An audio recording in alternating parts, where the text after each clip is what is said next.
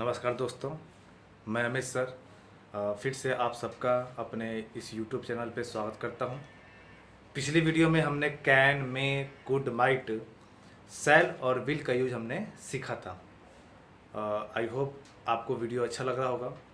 तो अब उसी क्रम को आगे बढ़ाते हुए आज हम लोग सीखेंगे यूज ऑफ वुड। हम वुड का यूज कहाँ पे कैसे कैसे यूज करते हैं, तो उसका इस्तेमाल आज हम लोग करना सीखेंगे।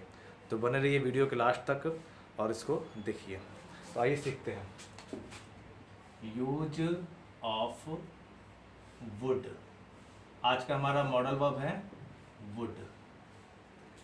आप सबको बता दो, पहले कल हमने पढ़ा था विल का यूज, शैल और विल का यूज पढ़ा था। तो जो विल है, जो हमारा पहला रूल है, विल हमारा जो वुड है वह विल का ही पास्ट फॉर्म है। विल का ही पास्ट फॉर्म है। तो जैसे मैंने बताया था आपको कि कैन का पास्ट कुड होता है, मे का पास्ट माइट होता है, और उसका यूज हम लोग इनडायरेक्ट नरेशन को बनाने के लिए करते हैं। तो सेम वैसे ही हम जहाँ जहाँ विल होता है डायरेक्ट नरेशन में, तो उसका इनडायरेक्ट बनाते समय हम लोग वहाँ पर वुड का यूज करते हैं। इसका एग्जांपल मैं दिखाना चाहूँगा। जैसे मान लीजिए सपोज लिखा है कि Rahul said to me, Rahul said to me, Rohan will come here, Rohan will come here। Rahul ने मुझसे कहा कि रोहन यहाँ आएगा। जब यह सेंटेंस बनाना होता है डायरेक्ट नरेशन में, डायरेक्ट का इनडायरेक्ट बनाना होता है, तो राहुल को तो राहुल, इसका तो हम आगे भी यूज पढ़ेंगे कैसे चेंज करना है। तो यहाँ पर टोल्ड, यहाँ मी। लेकिन मैंने स्टार्टिंग में बताया था कि जब रिपोर्टिंग वर्ब हमारा पास्ट में होता है, जब रिपोर्टिंग वर्ब हमारा पास्ट में होता है, तो जब पास्ट में होता है तो हम यहाँ पर रिपोर्टेड वर्ब को भी क्या करते हैं, पास्ट में कर देते हैं। तो यहाँ पर हम एक दैट लगाते हैं, रोहन का रोहन, और विल है ना, अब ये पास्ट में है तो विल का भी पास्ट हम लोग यहाँ पर वुड का यूज करते हैं। कम, हियर का देयर होता है। बहुत लोग नरेशन नहीं पढ़े होंगे, तो नरेशन के लिए हम आगे भी इसके लिए एक अलग चैप्टर मैं बनाऊंगा, उसमें आप लोग को सीखने का मौका अवश्य मिलेगा। अभी बस इस रूल में आ रहा है तो इसका हम लोग यूज करते चले। तो पहला रूल हमारा यही है कि वुड का यूज विल के स्थान पर होता है, विल के प्लेस पर होता है, जब उसे हम इनडायरेक्ट नरेशन में कन्वर्ट करते हैं। बस ध्यान यही देना होता है कि डायरेक्ट नरेशन का जो हमारा रिपोर्टिंग वर्ब है वो हमेशा पास्ट में ही होना चाहिए, तभी रिपोर्टेड वर्ब जो होता है उसको हम लोग पास्ट में कन्वर्ट करते हैं। तो विल का पास्ट वुड होता है। अब आते हैं हम सेकेंड रूल पे। सेकेंड रूल आपको पता ही है, मैं बताया हूँ कि मॉडल वर्ब जब भी बनता है तो मॉडल वर्ब के बाद हमेशा एक वर्ब आता है। अब इसके पहले आपको सब्जेक्ट और लास्ट में आपको ऑब्जेक्ट या कॉम्प्लीमेंट का यूज करना है। तो अब आते हैं अगले रूल पे। तो जो वुड है, वुड का यूज हम लोग पोलाइट रिक्वेस्ट के लिए भी करते हैं। यानी किसी से अगर विनम्र निवेदन करना है, बहुत ज़्यादा रिक्वेस्ट करना है उससे, और निवेदन करते हुए कुछ चीज़ों को मांगना है या कुछ कहना है, तो वहाँ पर हम वुड का यूज करते हैं। जैसे कि क्या आप मुझे 2000 रुपये उधार देंगे? तो क्या आप मुझे 2000 रुपये उधार देंगे? जाहिर सी बात है, हम किसी से उधार मांग रहे हैं तो हमारी बातों में पोलाइटनेस तो होना ही चाहिए। हम पोलाइटली ही बात करेंगे, उससे विनम्रता से ही बात करेंगे। तो हम कैसे बोलेंगे? Would you lend me 2000 rupees? क्या आप मुझे 2000 रुपये उधार देंगे? Would you sing a song for me? क्या आप मेरे लिए गाना गाएंगे? क्या आप मेरे लिए एक गाना गाएंगे? यानी जब भी हम किसी से अगर पोलाइट रिक्वेस्ट करते हैं तो उस पोलाइट रिक्वेस्ट के लिए हमें वुड का यूज अवश्य करना चाहिए। अब हम लोग आते हैं वुड के तीसरे रूल पे। तो तीसरा रूल कहता है कि वुड का यूज हम लोग unreal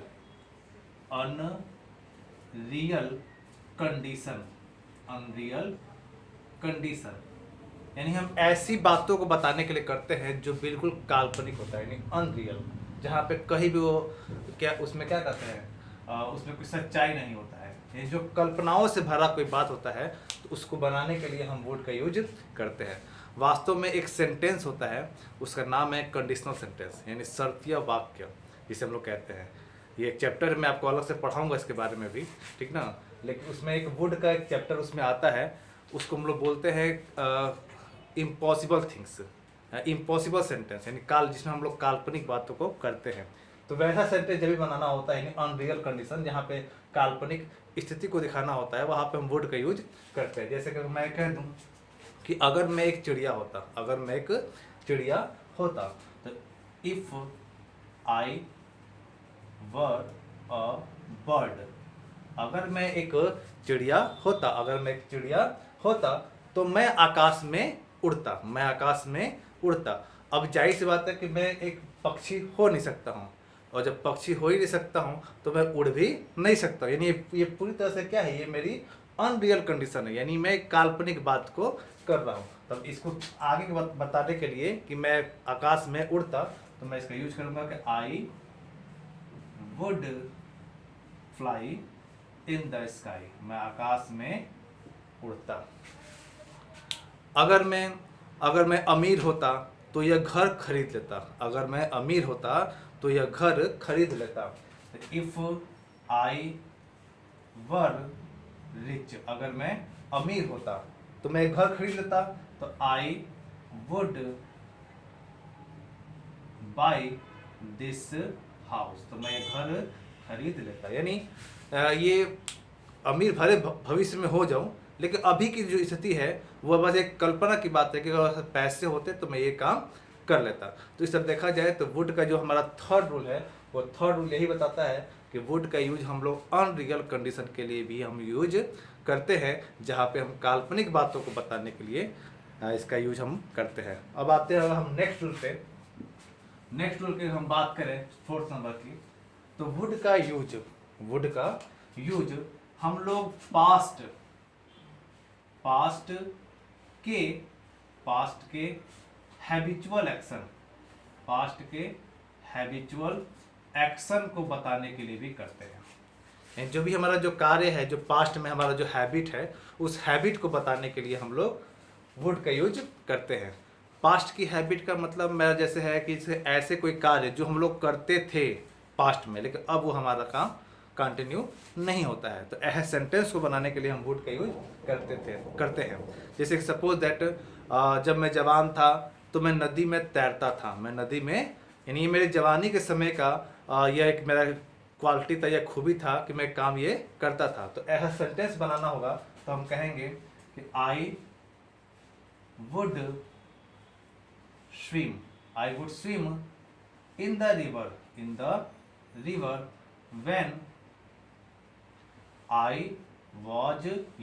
when I was young, जब मैं जवान था तो मैं नदी में तैरता था, ठीक ना। जब मैं छोटा बच्चा था तो मैं तेज दौड़ता था, यानी ये मेरे उस समय की क्वालिटी है जो अब मेरे पास नहीं है। तो I would run fast when I was in a little age, या आई वॉज यंग, जब मैं छोटा बच्चा था, या when I was a child. इस तरह देखा जाए तो वुड का जो नेक्स्ट रूल है वो हमें बताता है कि वुड जो है हम पास्ट के लिए भी यूज करते हैं, लेकिन पास्ट के हैबिचुअल एक्शन को बताने के लिए इसका यूज हम लोग करते हैं। अब हम बात करते हैं अगर हम वुड के नेक्स्ट रूल के बारे में, तो आपको मेरे पीछे दिखाई दे रहा होगा कि मैंने एक रूल लिखा हुआ है, would plus rather plus verb plus object या कॉम्प्लीमेंट अगर होगा तो लगाएंगे, उसके बाद देन, फिर वर्ब, फिर उसके बाद ऑब्जेक्ट या कॉम्प्लीमेंट होगा तो उसका यूज हम लोग करेंगे। तो अब तो मैं यहाँ बताना चाहूँगा कि वुड का यूज हम रैदर के साथ करते हैं। क्या करने के लिए, तो प्रेफरेंस ऑफ चॉइस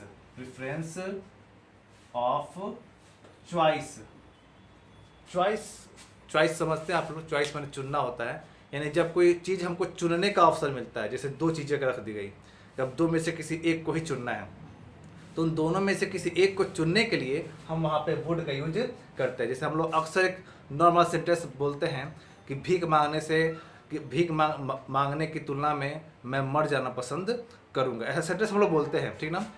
ऐसा काम करने से पहले मैं यह करना चाहूँगा, ऐसा हम लोग बोलते हैं। अच्छा, वहाँ जाने से अच्छा है कि मैं मर जाऊँ, वहाँ जाने से अच्छा है कि मैं मर जाऊँ, वहाँ जाने से अच्छा है कि मैं वहाँ चला जाऊँ। ऐसा जब भी कोई हम ऑप्शन चुनते हैं तो वहाँ पे हम वुड का यूज करते हैं। तो रूल याद रखिएगा दिमाग में, रूल बहुत ज़्यादा कुछ नहीं है, रूल वही है हमारा सब्जेक्ट वर्ब ऑब्जेक्ट। बस अंतर थोड़ा सा ये होता है कि वुड के साथ हम रैदर लगाते हैं, रैदर के बाद फिर वर्ब आता है, और आपको पता है वर्ब के बाद ऑब्जेक्ट के कॉम्प्लीमेंट आता है तो आता ही है। लेकिन इसके बाद एक और छोटा सा बात आता है, जब हम किस दूसरे वर्क से कंपेयर करते हैं तो उस कंपैरिजन के लिए हमारे पास एक और देन आ जाता है, और देन के बाद फिर एक वर्ब आता है, उसके बाद हम ऑब्जेक्ट कॉम्प्लीमेंट का यूज हम लोग वहाँ पे करते हैं। अगर सेंटेंस बना के दिखाऊं तो हम कह सकते हैं जैसे कि आई would rather, I would rather, I would rather.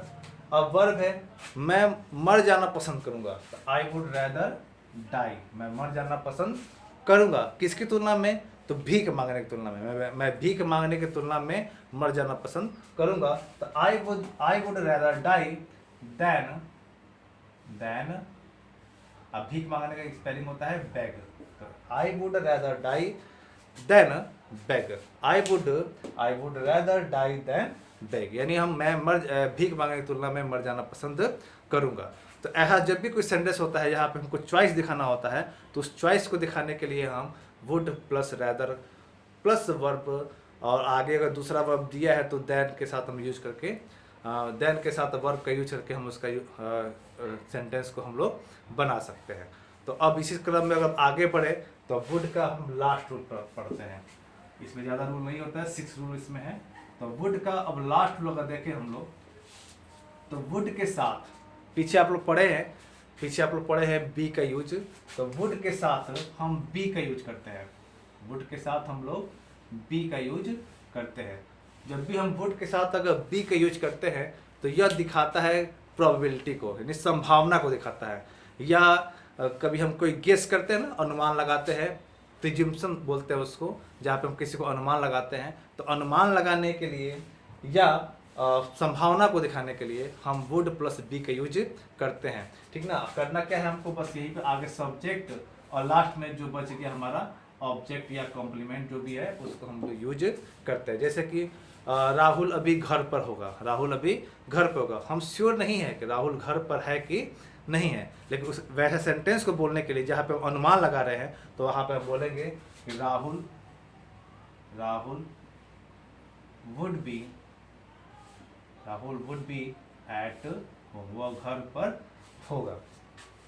आगे इसमें और कोई वर्ब आप जोड़ना चाहें तो आप जोड़ सकते हैं, जैसे कि वो अभी घर पे मेरे ख्याल से सो रहा होगा, वह मेरे ख्याल से भी घर पर सो रहा होगा। तो मैंने बी के यूज में बताया था कि सो रहा है या रहा रही आता है तो हम बी प्लस वर्ब में आईएनजी यूज करते हैं। तो हम यहाँ पर आगे वर्ब लगा देंगे कि Rahul would be sleeping at his home, Rahul अपने घर पर सो रहा होगा। तो ये था दोस्तों वुड का यूज। तो पहला यूज हमने पढ़ा कि वुड का यूज हम लोग विल के प्लेस पे करते हैं जब वो पास्ट, क्योंकि वुड जो होता है वो विल का पास्ट होता है। दूसरा रूल हमने पढ़ा कि वुड का यूज हम लोग पोलाइट रिक्वेस्ट के लिए भी करते हैं। थर्ड रूल हमने पढ़ा कि वुड का यूज हम लोग अनरियल कंडीशन, यानी कोई काल्पनिक बात होता है उसको बताने के लिए करते हैं। और चौथा रूल पढ़ा हमने कि वुड का यूज हम लोग पास्ट के हैबिचुअल एक्शन को दिखाने के लिए भी करते हैं। पांचवा बताया अभी मैंने पीछे लिखा था वुड प्लस रैदर वाला, तो उसका यूज हम लोग करते हैं प्रेफरेंस ऑफ चॉइस दिखाने के लिए। और लास्ट रूल है वुड प्लस बी का, ये दिखाता है कि जब हम किसी चीज़ के बारे में अनुमान लगाते हैं या पहले से कोई संभावना हम दिखाना चाहते हैं तो उसके लिए हम लोग इस रूल का यूज हम लोग करते हैं। तो आई होप कि वुड का यूज आप लोग अच्छे से समझ गए होंगे। तो नेक्स्ट वीडियो में हम लोग फिर मिलेंगे और शुड के साथ, should, must, ought, need, dare, जो आगे जो बचे हैं हम उसके साथ फिर से हम नेक्स्ट वीडियो में आपसे मिलेंगे। तब तक आप लोग अपना ख्याल रखिए। जय हिंद, जय भारत।